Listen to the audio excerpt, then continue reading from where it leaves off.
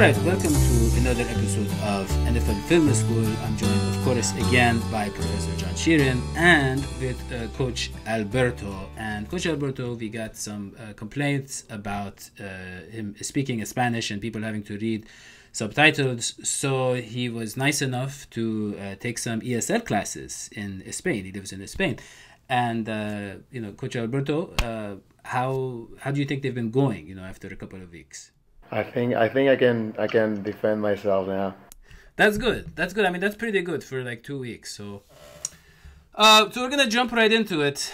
The first play that we're gonna talk about is the Andy Dalton on 3rd and 4.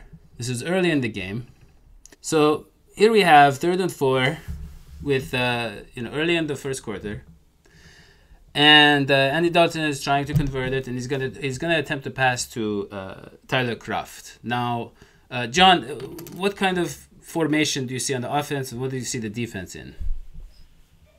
Right. So the first drive of the game, the Bengals came out in 3 consecutive plays. They went in shotgun, which was smart, and it's how their offense should be structured behind. But here you're just going to see Kroft as the tight end in this 11 personnel look, 3 receivers, 1 tight end, 1 running back. He's just going to run about a 5-yard out, and this whole play is predicated upon Kroft not getting a free release and getting this route, getting out of his break without contact from the linebacker, because this whole play is based on the timing and the anticipation between Dalton and Kroft. And as you see, when Kroft is getting out of his break, the linebacker kind of jams him at the first down marker, and then Kroft obviously loses his balance on the route, and he's not able to turn his head around, and he ends up falling down when the pass gets to him. And I think this goes along with just the blandness of a lot of these third down plays that we see from the Bengals offense, and this is definitely one of them.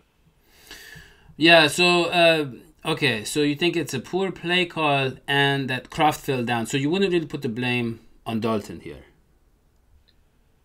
I think because of how, we see this every week. Like a lot of these third down plays, they're just so simple and so easy to defend if you at least do your homework for the defense. And I think because they're so predicated on this concept of timing and whatnot, that if just something just goes wrong, where if right there Kroft doesn't fight through the route and doesn't maintain his balance through the contact, then it can just go to hell, because this is the one place where the play is supposed to go, and if it's not there, then it's just a 4th down.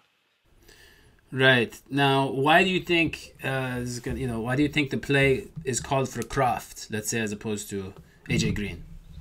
I think it's primarily because of the matchup. I think because the Titans were going man across the board, and they liked having Kroft. I think that's on, I want to say it's Jayon Brown, the rookie at UCLA. I might have that wrong, but I think they liked that matchup to just get open within the first 2 seconds of the route and just basically have a clean release out of his break. But the linebacker just made a good play, getting his hands on him, and Kroft couldn't fight through it. Now, Coach Alberto, what play call would you have made here? Because John said it's a bland play call. I agree with him. What we've seen from this Bengals offense so far this season, and maybe dating back to last year, is that they don't scheme their guys open. They just trust them to beat, their the guys in front of them one-on-one. And as John said, if Kroft doesn't get a clean release, he's not getting the first down, because there's no one else that Andy appears to be able to throw to. So even if what I mean is, the Bengals are really predictable. Well, I think John said it as well. And on third down, this is where they usually fail the most, because the defense is really stepping up the game. And Andy's, I don't know if he's had like a second read on this kind of plays, but it doesn't seem likely, because he's just, trying to get those 4 or 5 yards, or throw it to the running back. We saw another third down later on, and I think it was the first quarter or second quarter, where it was 3rd and 6, and he just passed to Gio Bernard for 1 yard. That's probably the only read that he had, either the first man he saw or the takedown play. So I don't know. I mean, they have to come up with ways to get those guys open. That's what I mean, smart teams, smart offensive teams do, and that's why the Chiefs, Yeah. you know. Yeah, I mean, so you said they were bad on third down, which is true. Last game against the Jaguars, I think they were 1-8 on third down, right? This game they were 1-10. They were 1-4-10, I should say. Which, yeah, that's I don't understand. The amazing thing is that they were in the game until the last 36 seconds or whatever. But so, Coach Alberto, you say it's predictable. You agree with John. What play wouldn't have been predictable and would have worked here? What I know there's just give me like a style of play that you would have gone with. Well, I mean, they're going man coverage, so maybe some kind of combo on one side, man beater that the Packers do pretty well all the time. Okay. So you get Alright. maybe you get the tight end with a slot cornerback instead of like a linebacker, and he just can destroy them. If the slot cornerback stays with them, or you just get. I mean, you only need 5 yards. You gotta be Yeah. smarter. I mean, the Bengals barely run this kind of like combo routes, and teams like the Packers have mastered the art of beating man coverage. I mean, if you remember the game that we lost in Green Bay, they got Denard like a few times for like 20 or 30 yards total because they were just targeting him, getting picked by the combination of the routes outside. So that would be a pretty good thing to do for like 4 yards. That's the only they needed. Yeah, I like it. So, all right, we're going to move on to our second play, which is Dalton is throwing a screen pass to Joe Mixon. Now, we know that Joe Mixon, as John says many times, in space, it's a great idea. The problem that a lot of people pointed out was not with the play calling here, but that Dalton simply misses on a very easy pass. So is that what really happened here? Let's see. So, John, what's the formations and what is the design? What's the play? Right, so typically in the past 8 weeks, this formation, this is 12 personnel, this is 2 tight ends, 1 running back, out of the eye formation. This, more times than not, will tip the hat to the defense that this is a run play. So the Bengals ran a lot of play action out of this formation, which kudos to them, which was very good. It caught the linebackers off guard quite many times. But on this particular play, the entire front 7 of the Titans is going downhill off that play action. So the margin of error for a screen pass going over the defensive front is very slim.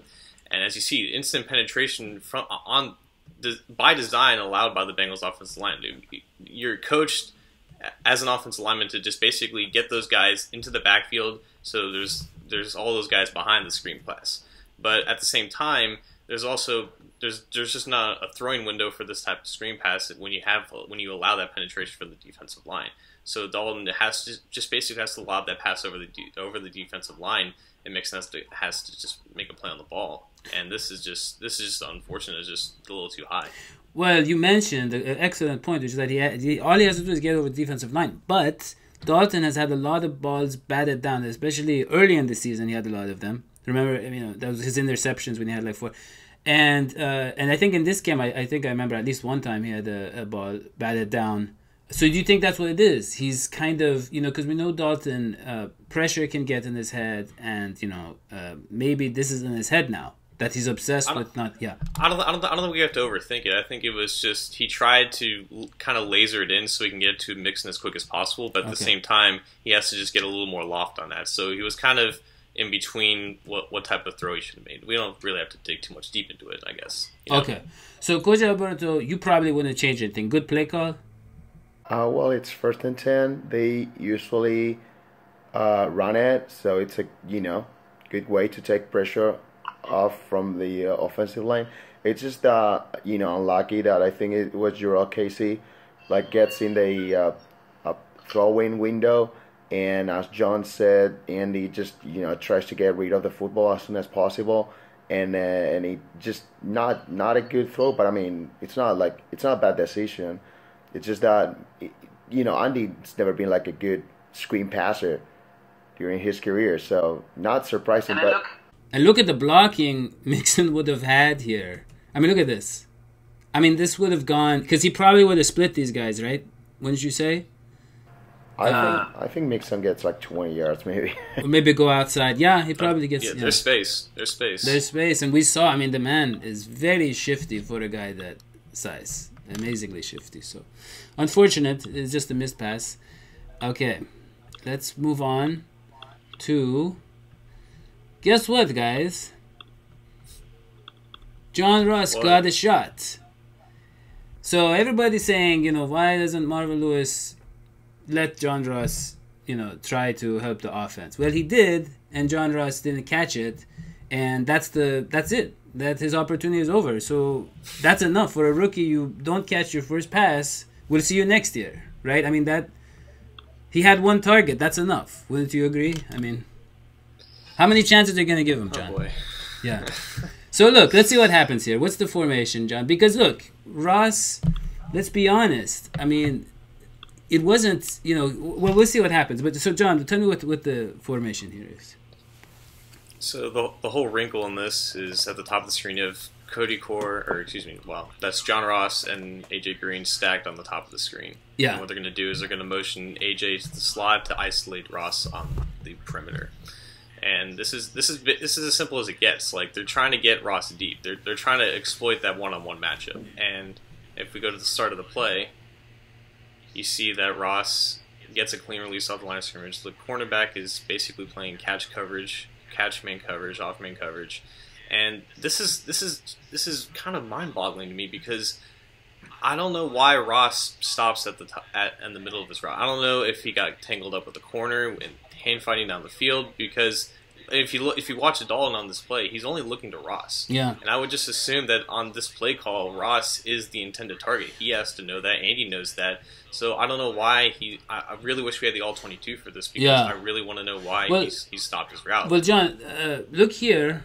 It might be, I don't know, but it might be he was worried he would be pushed, he would be out of bounds, like he was trying to stay in bounds so that he'd be eligible. Is that possible? It is possible. It could go into the factor of maybe he just got out physical on the vertical stem of his route, and that could be it. I mean, at Washington, he wasn't the most physical route runner. When it came to creating separation with his hands in tight situations like this, he wasn't really at his best. So I think the cornerback did a good job of getting his hands on him early and basically taking away the one factor that puts him above everyone else, and that's speed with a little bit of space. Because I mean, even when the ball lands on the ground, you see he still had like 3 or 4 steps in the cornerback. So it was obviously something in the middle of his route. He got a little too physical for him, and then that must have stopped him, because this play is predicated for Ross. This is attacking against a single high coverage with levels of the left side, and everything really works out, but Ross, for some reason, doesn't complete the route. Yeah, I mean, it almost looks like the corner's ready for the play here, for the pass here, the way he's fighting, and then Ross gets by. So, I mean, it almost seems like, yeah, he had a really great opportunity there to, like you said. But, so, Coach Alberto, I want to get your opinion on, John Ross's final play of the 2017 season. I want to know, it seemed, evaluate the play call. I'm not opposed to it, although, I think this is what you can do on first down, because then you're second and 10. If it doesn't go right, you have more chances to convert. But I don't know what happened to Ross that he stopped, but I don't know why they just using him, as a go route runner, or why don't they use him drag routes, shallow crosses, all that stuff. He can put his man behind him and he's gone. But are they maybe, well, 2 things. First of all, do you think it's maybe that they don't want him to take hits across the middle? And second of all, maybe you guys can, give me your opinion, but I mean, because the things what we've gotten from Marvin Lewis seems to suggest that John Ross hasn't digested the playbook, and I don't know what kind of plays they used him in college, But what do you think of those two potential reasons? I think in college he never had any issues about taking hits over the middle. I think using him on in-breaking routes at Washington was one of his. It was how you got the most out of him. Like nobody ran post routes, deep post routes better than John Ross at the collegiate level. And in terms of that's true, yeah. And in terms, but he did have like 3 major injuries. That's what I'm saying. He had like 3 major injuries, right, in college. If you're putting him out there, I have to assume that he's well enough where he could take a hit if he needs to over the middle. I don't think that they should be, babysitting him like this where he only runs go routes. The thing about John Ross that makes him so special is not that he can run that go route, it's that he can sell that go route. He can sell that speed and then create insane separation at the top of his route on any break. It would be a comeback, a hitch, or a dig, or whatever, Yeah, but I mean, if you only have him doing these with like once every 5 games or 6 games, he can have like a very long career, right?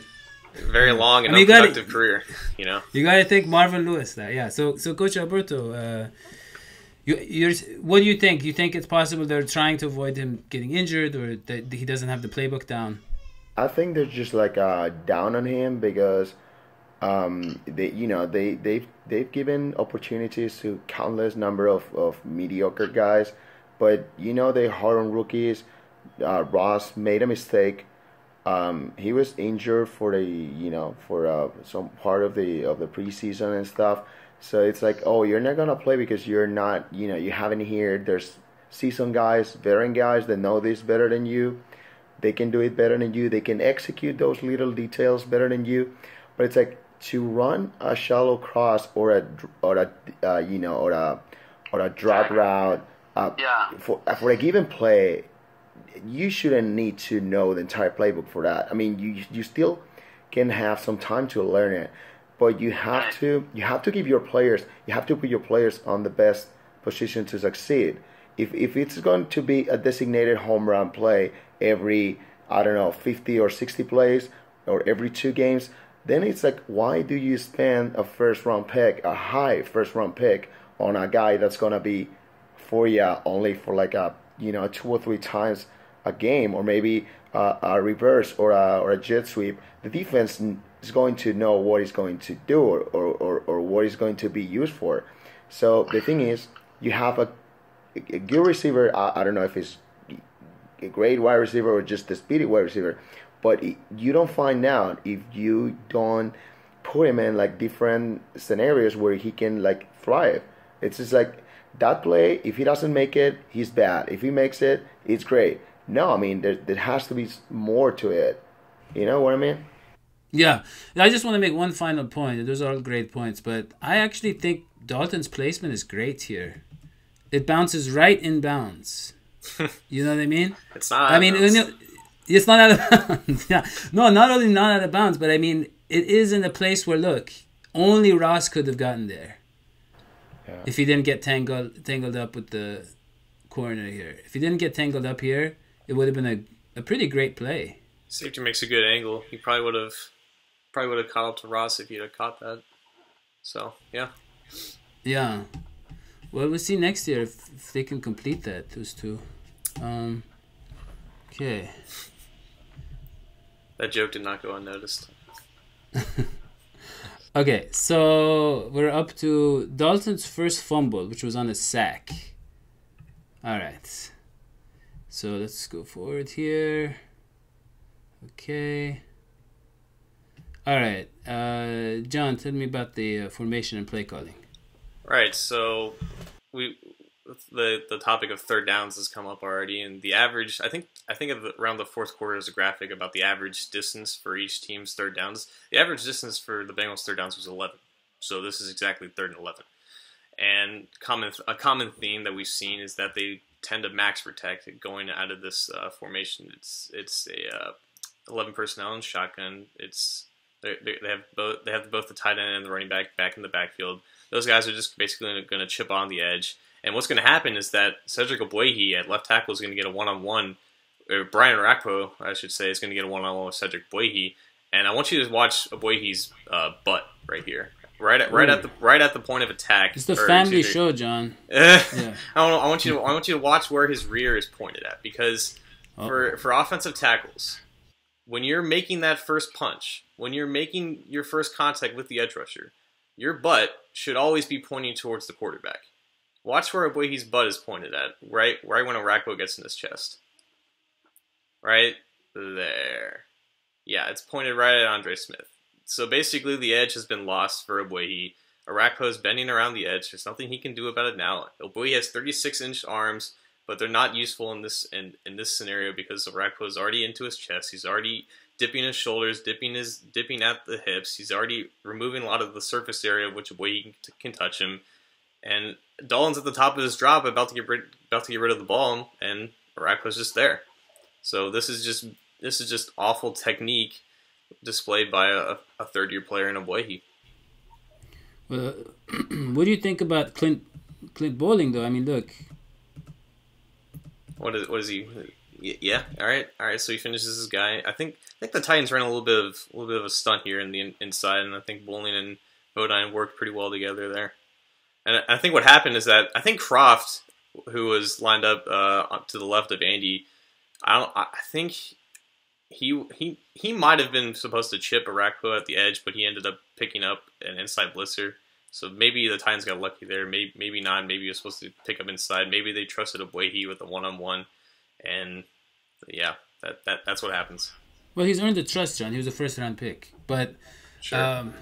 Yeah. So, Coach Alberto, what play calling? Any problem there? I mean, we don't even see in this shot. Let's see if we can see the cover. No, we don't really get to see.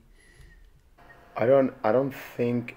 I mean, it's 3rd and 11, so you're not getting, with that kind of offensive line that we have, it's pretty hard to get, I mean, slow developing routes that get you like 12 or 13 yards against the defense that's set to, cover the sticks.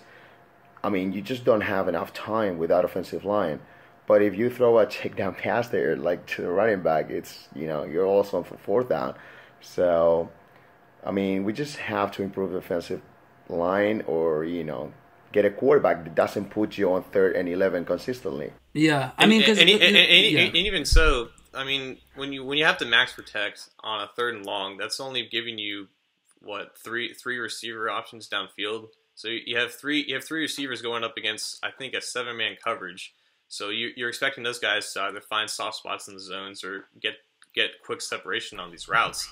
Yeah, it's gonna have to happen quick really separation fast, because the ball has to get out, under 3 seconds. So if you can't protect with 7 men against a 4 or 5-man rush, I mean the play's dead before it even begins. Well, I know they call it the blind side, John, but not don't for you think for Dalton?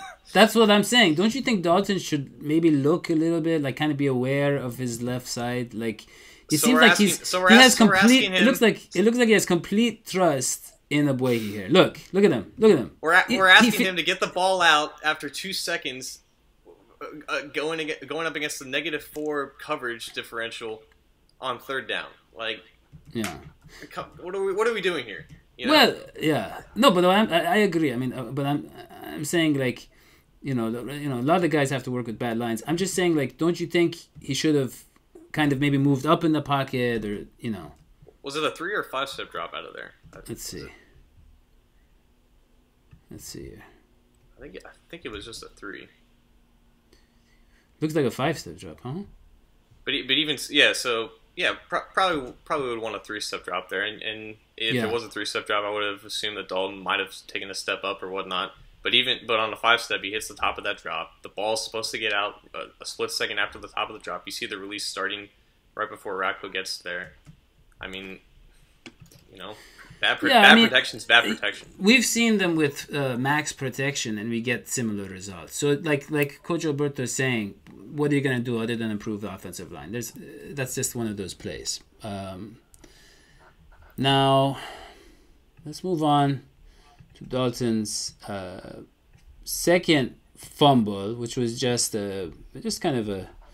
I don't know if there's much to really analyze here. It's just a bad. He just couldn't handle the snap. So let us see. All right. Let's see here. Yeah, he couldn't really handle the snap here. Anything you would? Can we blame Bodine for this at all, John? Or No, no, this is just Dalton not getting the snap. Just turned 30 years old, can't handle a snap from under center. yeah. All right, let's see here.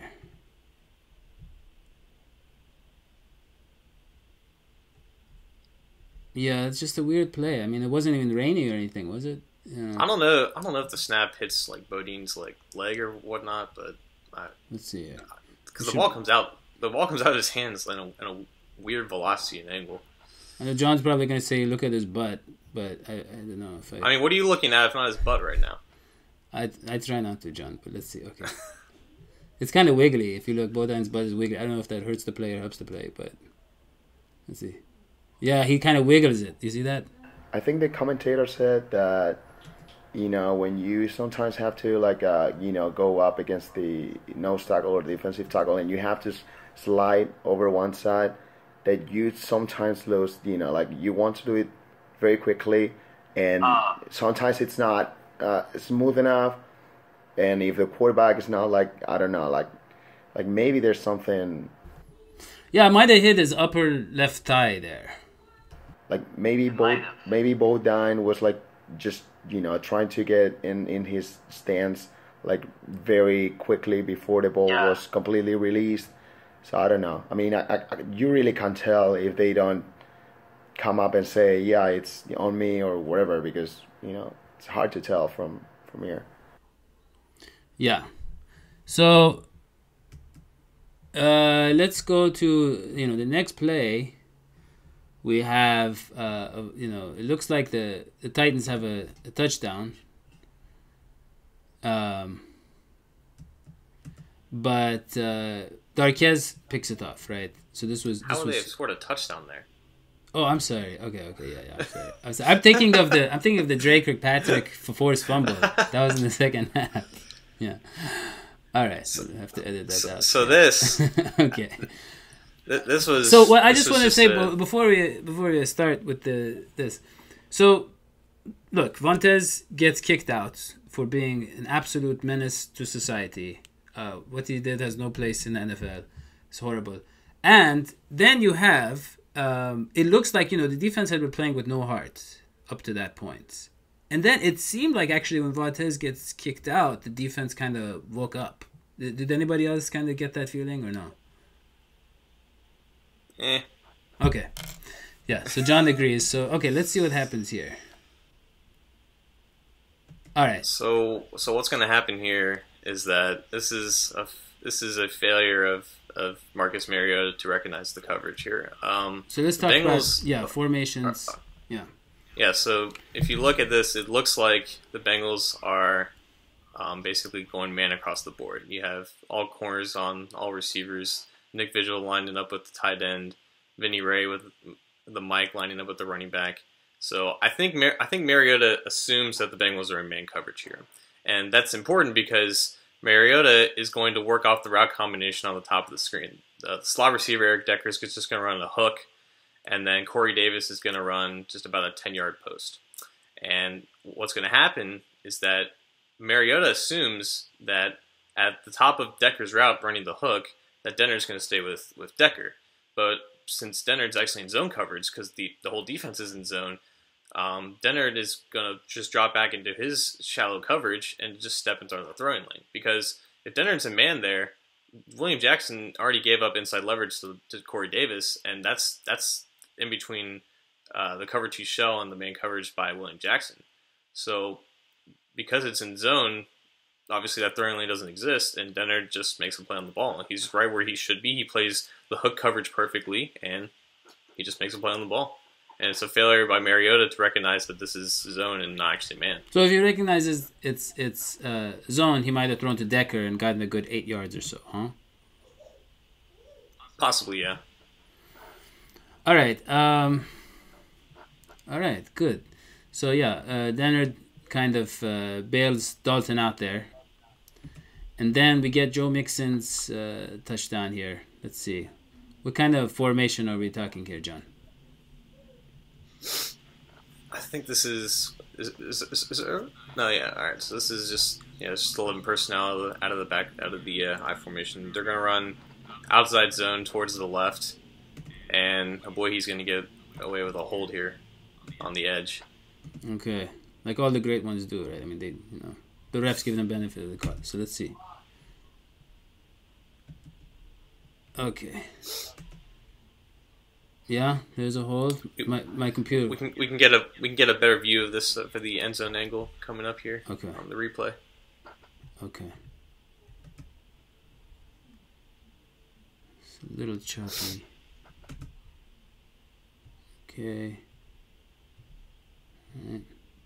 All right. Marion knows he fucked up. Okay. Right. So, yeah, we're just gonna have reach blocks all across the board. You see on the front side of the play, boy, he's gonna go against Arakpo. Bowling's going to work off into the second level to get 55 after chipping the nose. Hopkins and Smith are going to see off their guys in the backside. And if you rewind it back to when Mixon makes his bounce back, so right here, Arakpo realizes that it's outside zone, so he's just going to basically cut into his gap, which forces Mixon to bounce back. And this would only work if Mixon's backside blockers, Andre Smith and Trey Hopkins, seal off their guys, and they do. And that's 6, basically. So it only works if these bounce back plays, if there's frontside penetration, these bounce back plays only work if your backside guys seal off their defenders. And it's kind of rare in this day and age for the Bengals to do this in zone and actually execute it properly. The running game was as good as we've seen this year. I mean, we had, funniest thing is we had 53 yards rushing, and I'm saying that. But it seemed like they kind of had their way at times. Wouldn't you say so, Coach Alberto? Wouldn't you say the run blocking was a little better? No, I don't think so. What I think is the Bengals were passing first, and they were actually a bit successful in the first half. So that opened up the running game. Okay. Some teams that makes sense. Some teams run to be able to pass, and some other teams have to pass to be able to run. This is not about we have to run the football more so we to win games. This is about, I mean, even the play action passes of shotgun formations, they were successful because they were running out of those formations. And why were they running well? Because the other team, the Titans were were protecting the pass, Because they've tried to establish the run early on all season long, and it's failed miserably, and then the passing game suffered because of that. So this game, they started spreading it out a little bit more, trying to go with short passes to open up the running game as a result, and that's pretty much what happened. They just didn't really commit to the running game like I think most people wanted them to, which is why they only had 53 yards. Yeah. Okay, so the last part I want to talk about the missed deep pass to Green, and then the Green touchdown, and then we're going to talk about the end of the game. So here's the missed deep pass to Green. So set up the play for us, John. Right, so I think is that Zoma? Just a little motion to see what the linebackers are doing, I believe. That's Zoma, yeah. Right, so again, it's 12 personnel under center. This is typically a formation that the Bengals like to run out of, so naturally they try to go play action. And when you ever have a play action rollout like this, it's always either some type of crossing pattern going towards the play side, or it's a go route on that side. And obviously this is a go route. The one complaint I have with this is this ball should be out of Dalton's hands about 2 seconds earlier. I think he took about 5 extra steps to set his feet and get the ball down there, because Green had separation going down the sideline, and the more he waited, the more time that the deep safety Kevin Byard is going to basically realize that there's only one place where this ball is going, and it's deep, and basically gave him the time to make up the ground to be there in the first place. Agreed, but the ball was really underthrown. Wouldn't you say so, John? Look at this. Look at this. Look at that. Well, that's what I'm saying. Like the reason why this is underthrown is because he took so much time. Green is already, I think, 40 yards down the field by the time he releases this ball. No, that's true. I agree, and I make that mistake in Madden a lot, so I can't really blame Dalton for it. But what I'm saying here, John, is safety, no safety. No one's gonna catch Green if Dalton throws it ahead. That's what I'm Okay. saying. If he threw the ball earlier, then the ball would have been about maybe 3 yards shorter than that. But AJ Green. Oh, so you're saying stride. that's the extent of Dalton's arm strength? Because I'm saying, why didn't he just throw it deeper? But you're saying he should have thrown it earlier. That is the extent of he should have thrown it earlier, and it should have landed right where it did, and it would have been green and no safety. I see. Precisely. I don't know. I feel like I've seen Dalton throw it deep on some of those Hail Mary. I mean, not accurately, but I don't know. Okay. He can. It's just a matter of how consistent can I you see. do it. But you know, really, it's kind of Green's fault. Like this is just a very routine catch, right? Look at that. One hand over 2 defenders running backwards. I can't. This guy makes Dalton look so bad. He makes Dalton look so bad. So, yeah, that was sarcasm, John. You don't have to be. Yeah. So let's look here. So we have Dalton on the 12, right? Or so. Mm-hmm. So that's 38 yards before the 50. To the 50. And then it's about another 15 yards. What did you say? So that ball lands at like the 30. Oh, it would have landed at 30? Yeah. Okay. So 50, what is that, 58 yards? 58 yards. I think Dalton could throw a little further than 58 yards. But yeah, it would have been out of bounds probably or something. That's the thing, though. Whenever Green is running a go route, if it's inbounds, he has to adjust and basically box out defender. But if it's out of bounds, it would hit him in stride out of bounds. Yeah. He's very consistent with that. He is consistent, yeah. But I want to go to the Dalton to Green touchdown, which was fantastic and a little reminiscent of that great touchdown against the Ravens where Green threw off 2 defenders and won the game and all that. So this could have won the game too. It was actually a similar situation. But so, all right, John, take us through what's going on here. So I think we got Lafell in the slot at the top next to AJ. He's just going to run, I think, just like a kind of a decoy route, basically. Yeah. We can play this. So he's bringing, he's doing a kind of, yeah. Right. So this is man. This is the look that they want to have this play. This is one of Dalton and Green's best plays. It's just this little 10-yard post. Usually they like to do this off play action, and it's really a bang play right after the play fake. But I mean, you always trust AJ to get inside leverage. You always trust him to have a step on the cornerback right after his break, and this is just right on the money. Yeah, I mean, he does a good job of fighting through this here. The hand fighting initially gets a good, quick release there, and the corner realizes that he's not gonna, he has to die for. He's not gonna have a chance to make a real play on the ball, right? Mm-hmm. And Dalton was accurate there. And that goes back to timing as well. I mean, Dalton is always, more times than not, the ball is getting out at the right time, and that puts the cornerback in a bind of making the play at that moment instead of giving him an extra second to adjust, maybe. So this was just a good anticipation throw by Dalton, and AJ did the rest. Look at Green's strength and his awareness. I guess, but like you said, John, the timing has to be perfect, and that is what 7 years of playing together gets you. And it's plays like this that make you think maybe, Green does want to continue playing with Dalton. Who knows? But if we could rewind that a little bit for that one angle, this angle at the beginning, just the start. Oh, at the original angle. No. That replay angle.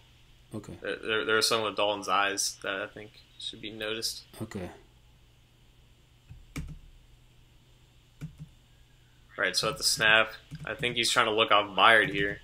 He's looking towards he was just trying to create any false step that Byard could possibly get, right? Just to increase that throwing window just a little bit more, and that happens in literally just an instant. So that's a veteran savvy move, John. That's what we call that. Yeah. And I really love that Brandon LaFell is the biggest AJ Green fan in the world. Look at this guy. How much he loves AJ Green. Look at that. Look at that. Well, he's good for something, I guess. He is, John. He is. Yeah.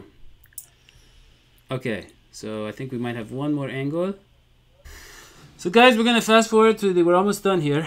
this is the end of the game. So obviously it's Dalton time, right? 35 seconds left. You need to score. Who you gonna call? Dalton, right? And so 1st and 10. Let's see what happens here. So okay, your go-to guy, Tyler Kroft, right? Of course. He's got some good hands, that man. Of course, he had his worst game in terms of target to reception ratio, but okay, let's see here. So you can see they're bracketing AJ at the top, so he's basically out. Okay. Put the safety on top of him. Bracketing AJ. Right. Yeah. Because they know they're not gonna go short here. They're looking for the home run play. Or, something 20, 30 yards at least, right? Yeah, time's a factor. Okay.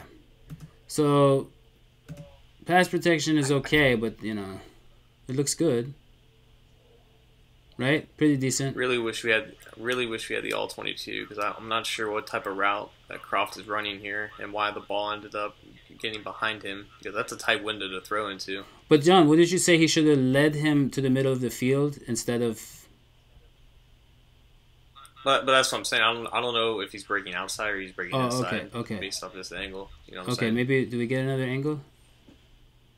No. Okay. Regardless, it doesn't seem like a very high percentage type of play if you're trying to throw into double coverage with Tyler Kroft. Like the announcers are talking about, oh yeah, Dalton, yeah, he's not very good at throwing outside the numbers. The dude's 30 years old. Yeah. Like he's a 7-year vet. We're talking about show some respect. All pro quarter. Show some respect to the. We're talking about something that all pro quarterbacks should be able to do. And he's a pro quarterback, so that proves your point. Yeah. All right, so John, look, here we go. 30 seconds left. It was 32 before the snap, I think. So 30 seconds left. Not a good pocket there. Look at where Andre Smith is. Yeah. Should I be looking at his butt, John, or can I just look at... I don't think his butt has anything to do with this Oh, okay. So I got a lot to learn about the offensive line. All right. Okay. Yikes. Bad pocket. I hate to say it, but Dalton seems very much like a robot at times. Like, bad pocket, but it seems like every game we get these bad pockets end of the game. Every single time. It seems like every single late game this year, and even last year, if I remember, last year, as we needed a score, it's Dalton getting sacked, getting pressured over and over again. My point is, I know he doesn't have time, but I feel like you got to move right away. Something, right? Who is this over the middle here? Is this Kroft? Move, get out of the pocket right away. Get a, I don't know. I think he definitely wanted to throw to Gio if he had maybe a split second. Right, Gio, but I think he had Kroft in the check. He did, and I'm saying Kroft because I'm saying Kroft because he kind of had the opportunity to escape to his right. That's why I was thinking Kroft. See, on his left, this number 98 gets there immediately. Well, I guess on the right. Yeah, he's kind of surrounded. Poor guy. I mean, we know he's not the guy to readjust in the pocket, and not the guy to improvise in the pocket. Yeah, and I really, This really shouldn't surprise anyone. Defensive line should just run stunts after stunts because all year the offensive line has not been able to handle the one, and that was just another example. That was a tackle and stunt on the right side. All right, let's look at it again. Is this good, John, from here? Yeah. So you have the slide protection on the right. Hopkins is basically getting his man into Smith and then opens up the lane for, I think that's Jarrell Casey, to just penetrate that B gap, and then Smith is just not in a position to mirror him at all. And that all happens in 2 seconds. So you have to question the communication between the guards and their tackles, and as far as calling out stunts and then adjusting properly, and we haven't seen. Well, that's a good point. Hopkins has missed a lot of time, so perhaps. Yeah. All right. Let's see what happens on this play. All right. Here again, Dalton gets pressured, but he gets a. How many yards is that to Gio? It was 3rd and 20. It's about 7. 7 yards. Okay. I mean, this is a 3-man rush, and both edges have been compromised. Like, I'm pretty sure Gio's supposed to chip the guy on the edge, and Aboye just gets his chest just, you know. They don't communicate. Maybe they need to go like on vacation together or something, because it seems like they're not friends. Could that be a problem, John? That they don't have the... I would be so shocked if Clint Bowling hangs out with any of these guys, to be quite honest. Like, like these are just the four most incompetent coworkers that you can possibly have. So you're saying Clint Bowling is the problem because he's ruining the friendship circle, is what you're saying. That's what I'm hearing here, John.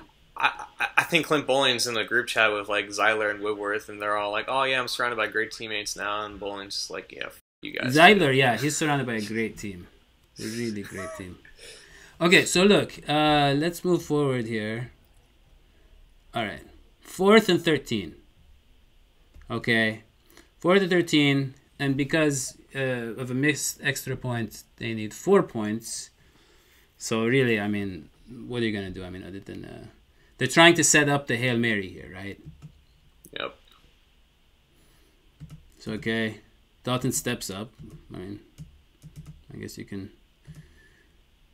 I gotta say, even that pass was kind of disappointing. I mean, because Gio had to make a nice play to get the first. Yeah, it's not confirmed that he's getting the first down there. Yeah, Gio gets the first, of course.